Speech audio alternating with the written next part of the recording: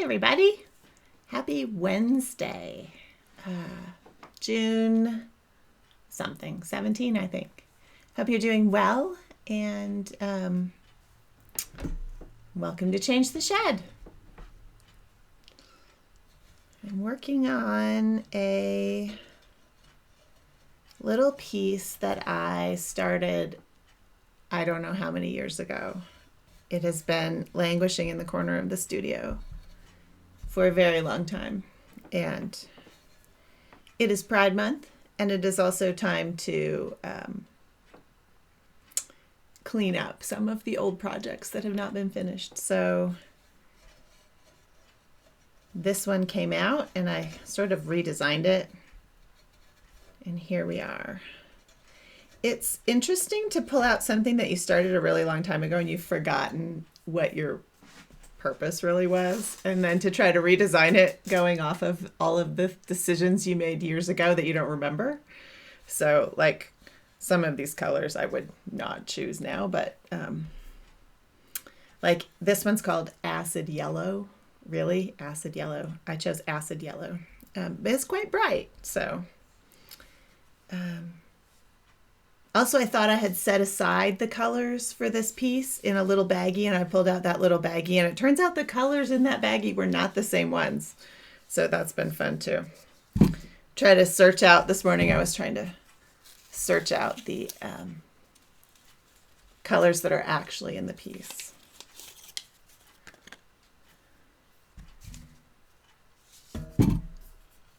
Let's see. It's Rebecca Day. Laura, that cracks me up.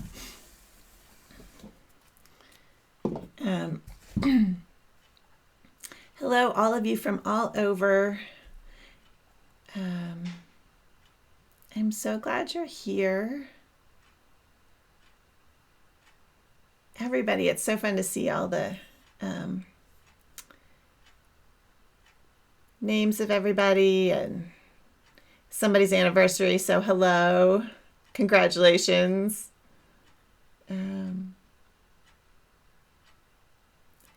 Yeah, Kate is talking about the heat, which we've been starting to get fires in Colorado also, so it's always a dicey time of the year. We get, I call them monsoons. I grew up with this, but they come with lightning. And so it's like, oh, we're getting rain. Oh, but we're also getting lightning, and lightning starts fires. So it's a tough season.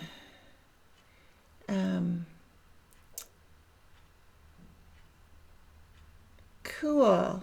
So hello, everybody. Sorry if I missed anything in there, but welcome. And I can look back later. And yeah, I screwed up the date and stuff today. Sorry, you guys. I pushed a button too quickly and I hadn't put in a new title, so it might be wrong, but I will fix it once we're done. So yes, I do realize that I screwed that up today. Probably doesn't look quite the same as it usually does. So, oh, that's interesting. Barbara says, I was talking about a color wheel online, that the names of the color wheel match up with her watercolor tubes. That's very cool. Angie. Leashes. I haven't done any blogs of... Oh, I don't think so, Angie. I will look at that. There is a really old blog about me warping that loom back there. And I've also put leashes on for salvage, fringeless pipe loom. These yarns are Weaver's Bazaar. So one of the things this morning, this is Weaver's Bazaar 18.2. One of the things this morning is, so here's the red. And I wanted to shift, I'm going to change the colors to a little bit more muted color and then put in a different version of the pride flag, the one that has the more diversity bars in it, and then probably go back to these colors. But I wanted to change the hue here before I do that, so it looks a little bit more like there's another flag on top of what I'm doing. So this morning I had this red and I was looking for a more muted red, and I pulled out all of these, and it's just interesting to see all the different options. And warm and cool, like this is obviously too purple, and also very cool. And this is a really warm red. It has blue in it. I mean, it has more orange in it. And these are cooler and they have more blue in them. So these were immediately, here's the original. These are rejected. This one was good, but it's way too light. I didn't want that much difference. And first I chose this one, but still too light. And this one also too cool. This one I thought, well, that would work well, but this is too cool, and you can see that this one is warmer. It has more orange in it, and this has purple in it. So the winner was this one. I wish it was a tiny bit lighter value, but it was as close as I could come. So Weaver's Bazaar 18.2. And so I'm also doing interlocks here, which had I made the decision today, I would have done probably slits, and I would have moved the lines around, but whatever. I did not do that, so I am adding, so this is a mix of these two violets, and eventually then I will go to just the lighter color. That's my plan.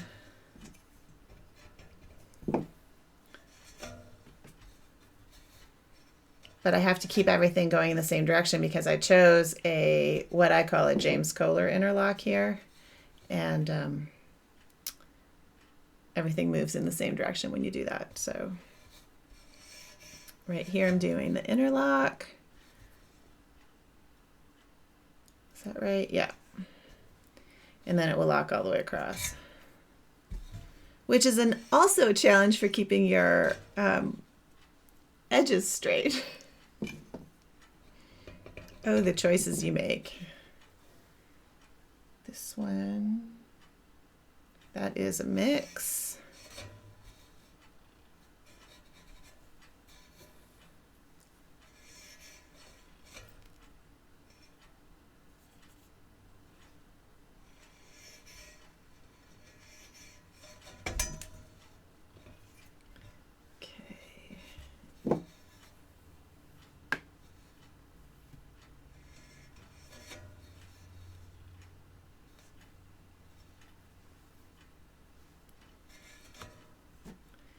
Trying to mix in this new mix a little at a time. I can see it here. You probably can't see it. How the red has the lighter color in it a little bit. Let's see if I can, maybe you can see that better.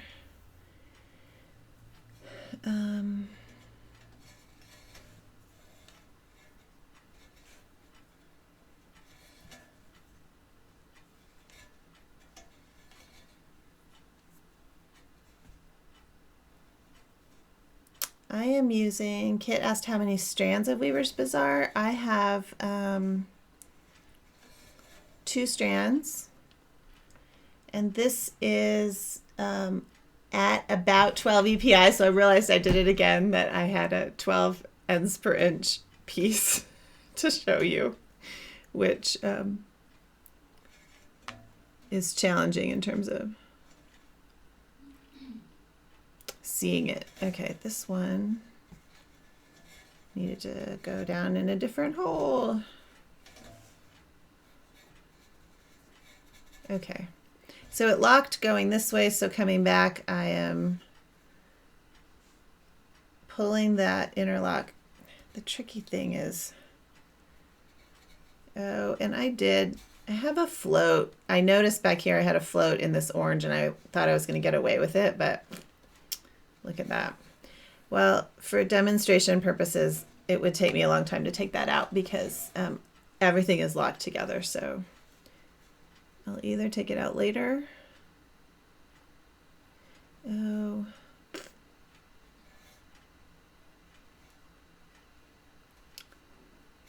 Unfortunately, it also mixes messes up the interlock, so I might have to go back and take that out.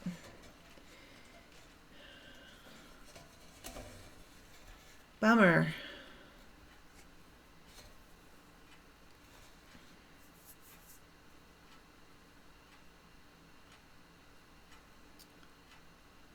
Mary says, when I weave smaller squares 2 to 5 warps wide, they tend to look like parallelograms. Oh, I think I know why that is, Mary.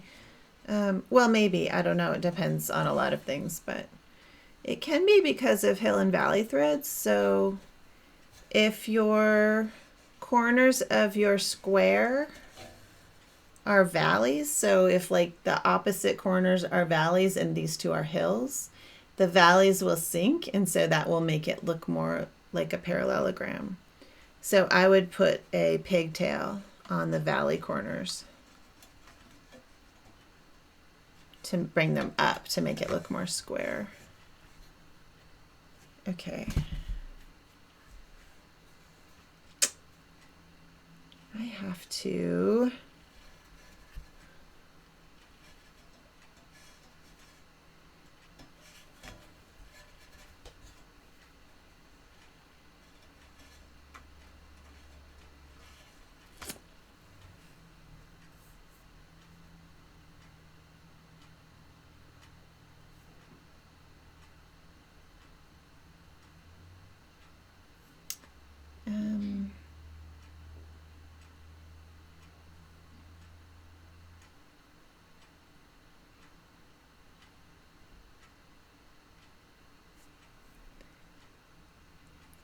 Janet, now that I said that, I'm wondering if this really is 12 EPI. Let's see. 1, 2, 3, 4, 5, 6. Yeah, I think it's really 12. But this warp is so long that I am able to pick it. Usually I would have to use a shed stick for something this narrow because my fingers won't cooperate with something so fine.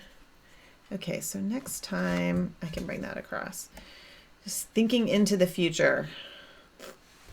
The blue, I have not shifted the color yet, so I spent a lot of time this morning looking for the right blue. First I had the wrong original blue, so I spent a long time looking for a match for a different blue, and then I realized this was the wrong color, so we're gonna go with this. I wanted it to be lighter, but the same hue. It's a good thing that I teach color classes with Weavers Bazaar because I have a lot of colors. Otherwise, I would not have this luxury of being able to have so many options.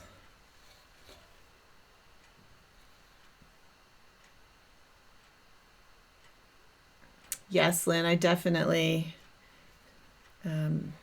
get floats. For sure. I mess up plenty of stuff. The trick is just being able to see it as you're doing it.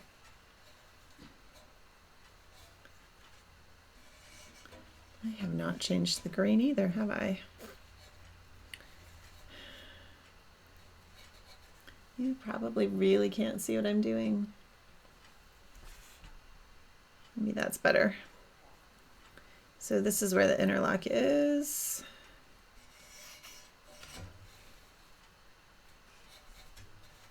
Let's see if this orange works out. Oh, might be okay. Yep, I think it's okay. All right, so, oh, look at that. I did it again. All right, this one I can fix. Here you can see, so as I'm shifting colors, I've made a float right here with the red, but that one I can fix.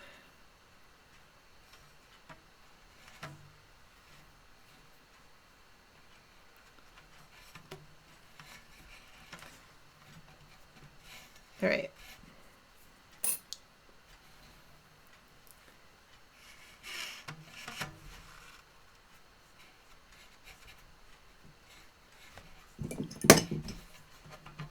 I will probably go back, since the interlocks worked there, I will probably go back with a needle, and I did the same thing right here with the orange, so I just need to pull that tail out and I will wrap it around with the needle and it will magically be fixed.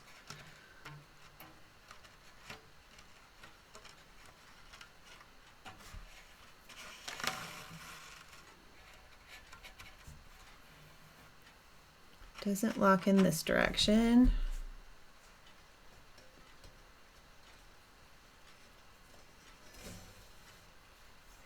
And here in this interlock, I pull that a little bit. You want to pull the slack out, but you also have to leave enough weft so that your sides don't come in.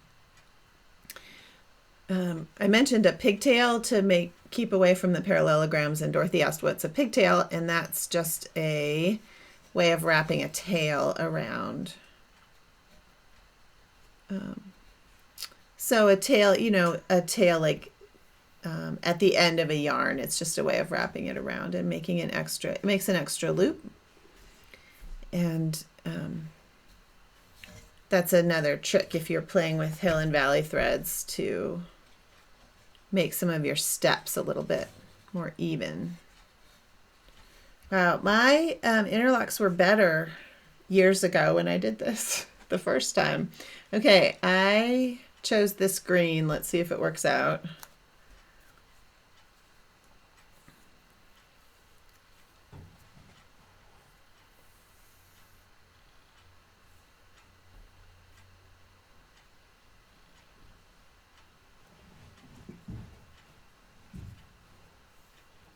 Janice asked what it's about Weaver's Bazaar that's special.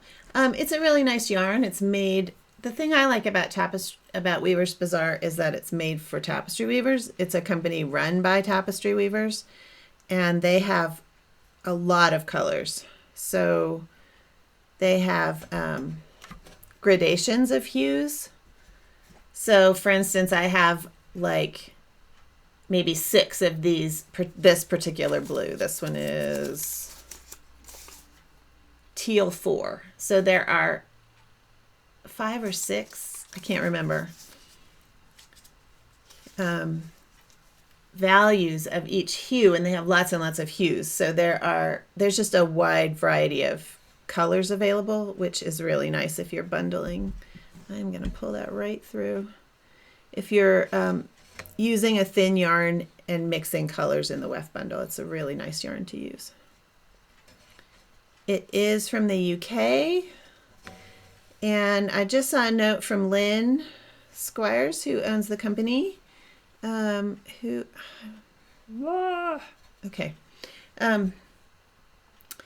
knows they have had trouble with shipping because of COVID and whatever else.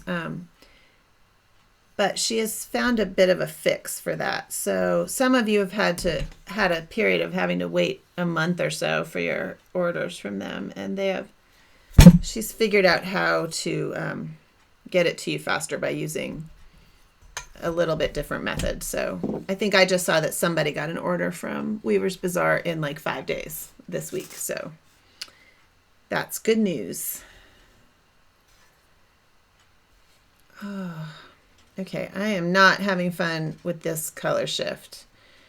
This is just like small, picky weaving. And had I had this particular plan when I started this piece, I would have done it differently. The main thing I would have done differently is not had these interlocks. I'm not a big fan of interlocks. Although it's a good choice for a piece, I suppose if I was just going to interlock all the way up, it's a good choice, which was probably my original plan. But then I decided to change the design, and now I'm stuck. I can't go to slits now because it will look really different. I mean, I could. It's just a piece for fun, but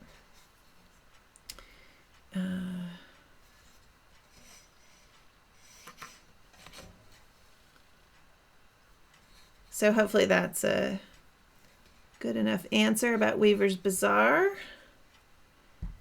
I think it's a great company. I really appreciate Lynn and Maddie just retired from the company, but she had been running it with Lynn for 10 years, I think. So,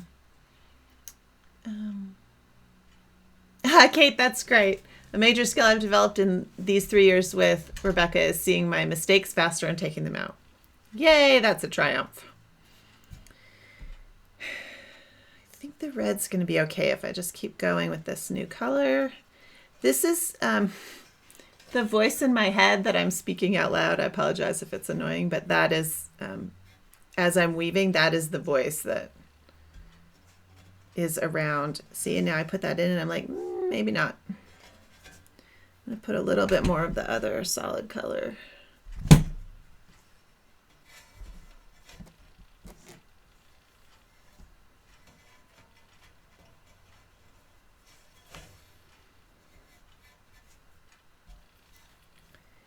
The orange is probably fine. That's what I said about the red. And then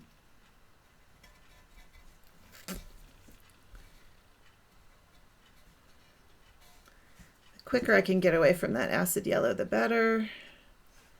I think literally the name of the color is acid yellow. It's this one.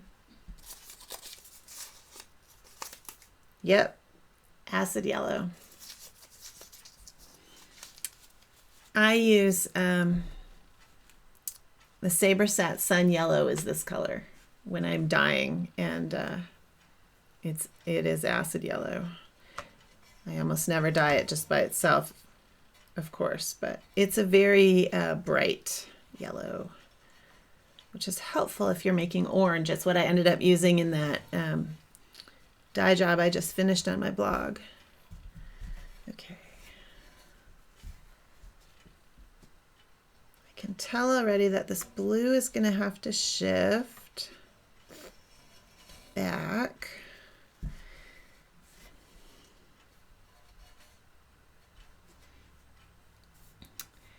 And I think it was you, Kate.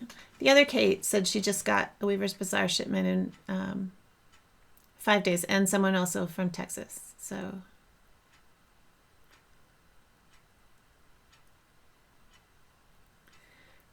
okay.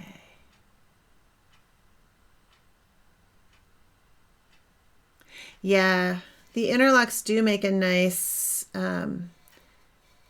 vertical, and it's a really solid structure. If they were slits, it would actually, I mean, the interlocks are not the easiest, but slits would also be difficult for this long. I would have to sew them as I went along. Cool.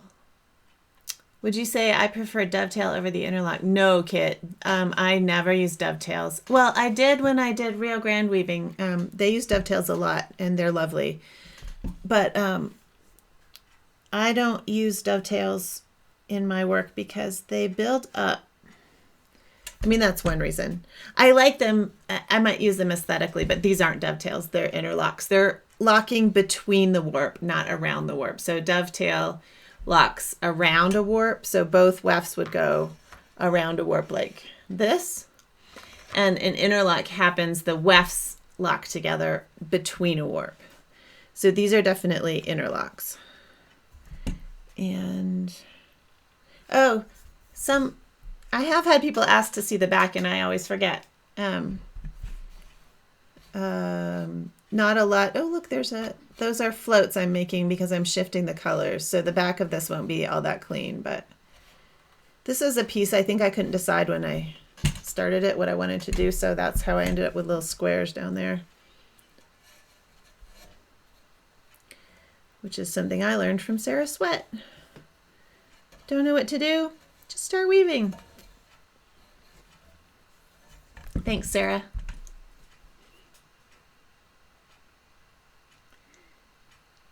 Oh, good. Someone else got some Weaver's Bazaar in 4 days. Yay. Good. Yeah, I think she just shifted to a little different shipping method, which is probably costing her more. So thank her for that.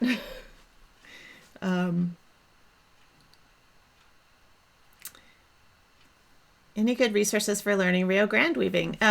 Donald might have some more ideas about that, Jessica, but I went to the school in El Rito, which it's the Fiber Arts program there. I don't think it's currently running, but Karen Martinez was my teacher, and I think she might still teach in her studio. I don't know if the Trujillos teach at all or if the Ortegas do, but there's certainly people in New Mexico who might teach you. Oh, Lisa Trujillo just put out a new book. Go to her website, Centinela Traditional Arts. I don't think she has it on Amazon. I could be wrong, but go there and check out her new book where she talks about, it's actually quite good. She talks about all the different structures isn't the right word, but Rio Grande weaving. It's a great book. And Donald says he uses both interlocks and dovetails. I don't think I ever used interlocks in school with Karen, but I could be misremembering that. The yarn I was using was different, and so dovetails also seem to work fine. So materials are important.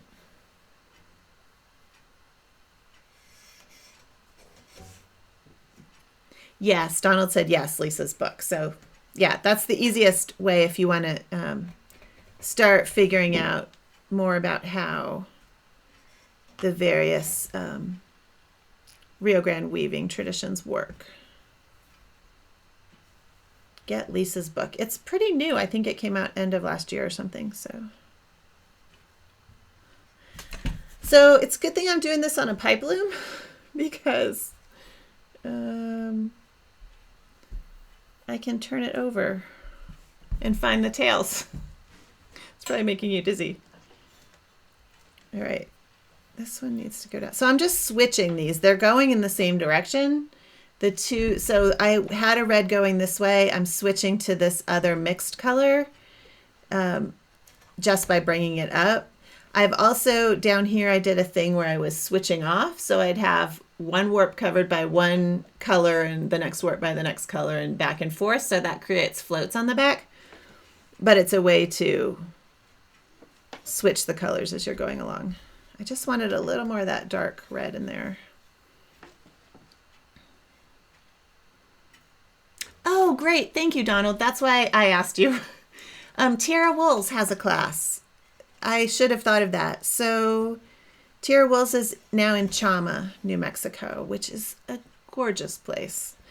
And they used to have a guest house, and I don't know that their new place has a guest house, but what a great thing it would be to go and take a class from whoever's now teaching at Tara Wools, but it's a really lovely place that's been in business for a very long time and would be a great place to learn. They use walking looms, which are fabulous. So, ooh, see, too much green. Can you see that? See how I shifted to this new bundle and now it's looking too light? All of a sudden there's just a line there. That might be a little picky here. I could leave that there. Yeah, anyway. So Lisa Trujillo's book, I'll put a link in the that link above. And Tara Wools, great. Both of those are great ideas for where to learn about Rio Grande weaving. I wish I could tell you to take 2 years and move to El Rito, New Mexico, and take the Fiber Arts program that I did there, because it was really a great learning experience, but pretty sure it's not functioning anymore.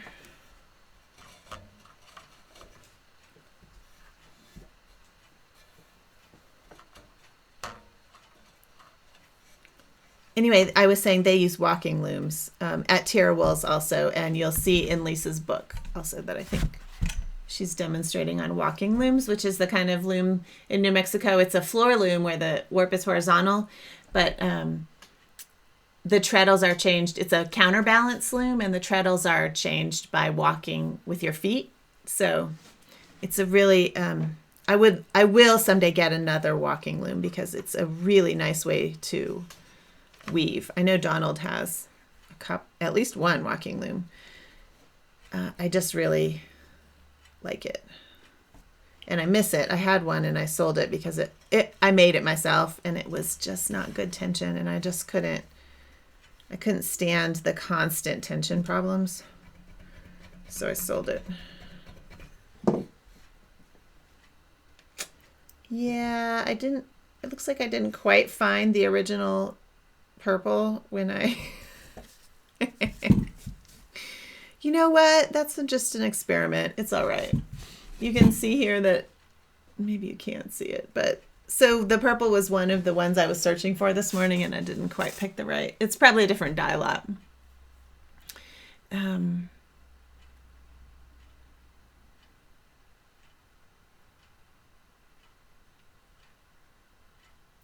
Thanks, Jessica. That's the name of the book.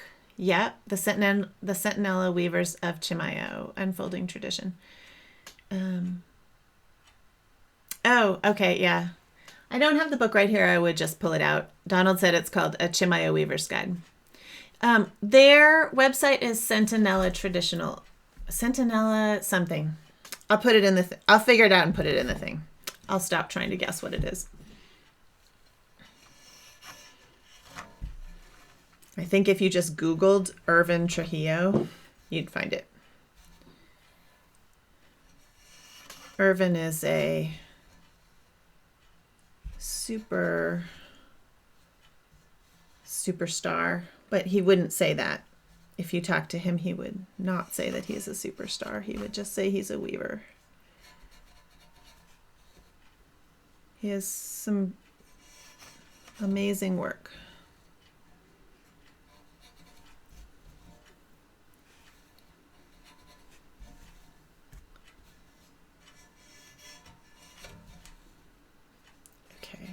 I'm happier with this now. We're just going to go with it. Oh, Donald has 5 walking looms. Yes. Okay, another person who has a lot of looms. Yeah, I don't feel so bad, Donald.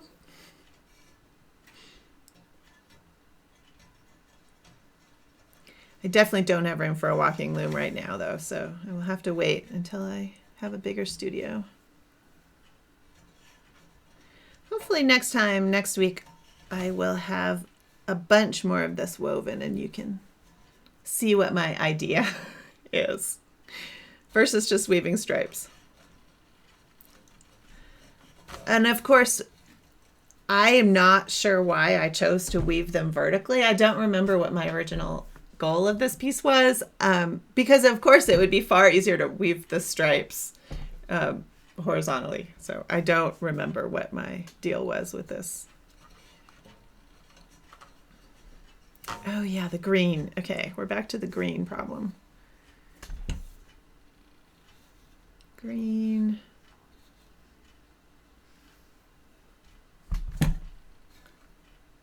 This is the full color. Okay. Just trying to orient myself. I'm going to pop in. Can you see this? Maybe. Okay, so I'm going to pop in.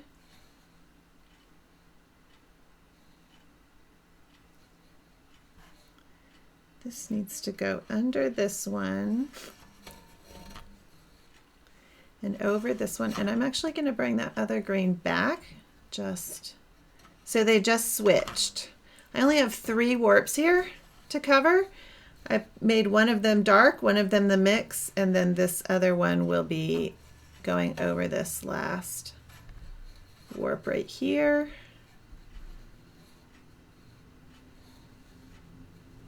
When it locks on the way back. I think the blue is fine.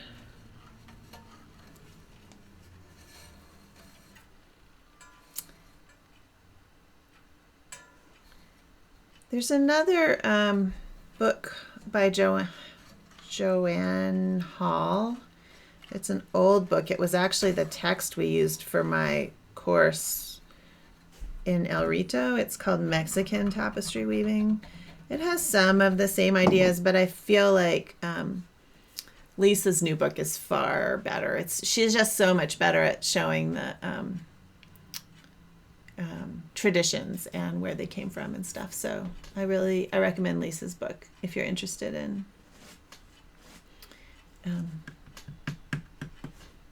Chimayo weaving.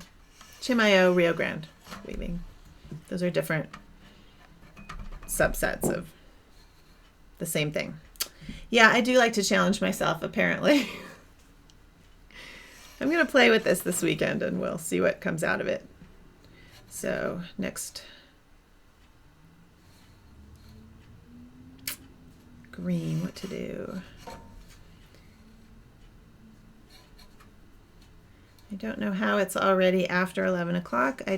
When I get weaving, I kind of lose track.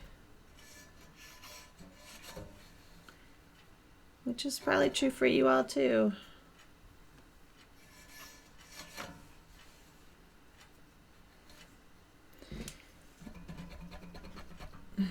Anyway, I'll fix that float too. Actually, I could fix it right now, maybe. Let's see. So this is what I would do. The float happened back here because I put two wefts in the same shed in one place as I was switching colors. So take a tapestry needle. I'm going to use, let's just use the easier one. I can tell that the float is right in that area, so let's see if I got it. This would be harder, obviously, on a Mirex, but you could do it from the front. Also, this kind of weaving is easier from the back for me when I'm switching colors. And also, no one has mentioned this, but this is the James Kohler interlock, but I'm doing it from the front, so it's actually not quite perfect.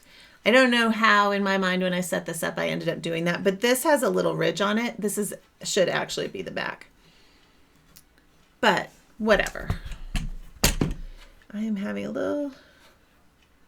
Okay. So I just pushed that up with the... Oops, sorry. I pushed that up with the needle where the float was. And here you can see there's an open warp because I created a float there accidentally. And I'm just going to do this. I'm sure you all do this all the time, right? See, disappeared. There's actually a little float right there, but I think that's going to stay. All right. Well, you'll see the Pride Month weaving next Wednesday because I will be back on Wednesday. Yeah, the saturated colors are kind of crazy pants. Bright, but I think I'm going to add the... there's another flag that has some brown and black and white, and it has the trans flag plus some brown and black in it, and I'm going to put that in with sort of partly because it's going to be a lot of bright colors. Anyway, whatever. I'll show it to you on Wednesday.